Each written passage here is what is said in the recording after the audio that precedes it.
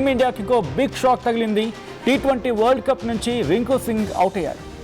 రింకు సింగ్ తండ్రికి ఇన్ఫ్యాక్ట్ రింకు సింగ్ తండ్రి అస్వస్థతకు గురయ్యారు. చెన్నైలో జరుగుతున్న ప్రాక్టీస్ సెషన్లో మధ్యలో ఉంటూ ప్రాక్టీస్ సెషన్ను వదిలి ఇంటికి చేరుకున్నాడు రింకు సింగ్. జింబాబ్వేతో జరిగే మ్యాచ్లో రింకు ఆడటంపై సందేహాలు నెలకొన్నాయి.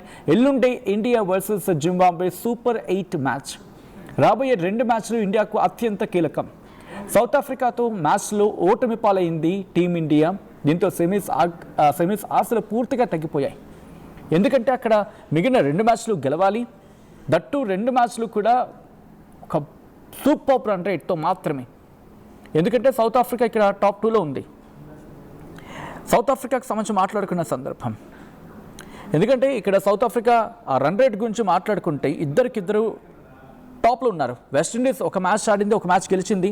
ఏకంగా నెట్ రన్ రేట్ +5.350 ఉంది, 35 ఉంది అక్కడ. సౌత్ ఆఫ్రికాకి +3.800 ఉంది. బట్ మనకి -3.800 ఉంది. అంటే నెక్స్ట్ జింబాబ్వేతో జరిగే మ్యాచ్లో మనం చాలా గట్టిగా డిఫరెన్స్తో మనం గెలవాల్సి ఉంటుంది. దాంతోపాటు వెస్టిండీస్తో జరిగే మ్యాచ్లో కూడా ఒక బీభత్సమైన డిఫరెన్స్ చూపించగలిగితే అప్పుడు ఏమైనా డిఫరెన్స్ ఉంటుంది. But at the same time ఇక్కడ సౌత్ ఆఫ్రికా కూడా జింబాబ్వే చేతుల్లో ఓడిపోవాలి, ఘోరమైన ఓటమిని చూడాలి. అలాగే వెస్టిండీస్ చేతుల్లో కూడా ఘోరమైన ఓటమిని చూస్తే అప్పుడు మాత్రమే మనకి ఛాన్సెస్ ఉన్నాయి. ఇందాక మా పీసీఆర్ రవి గారు చెప్పినట్టుగా వెస్టిండీస్ సౌత్ ఆఫ్రికా 2 కర్చీఫ్ కూర్చున్నట్టుగా ఉన్నాయి.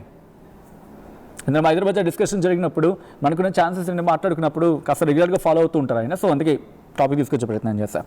కర్చీఫ్ వేసేసుకున్నారు.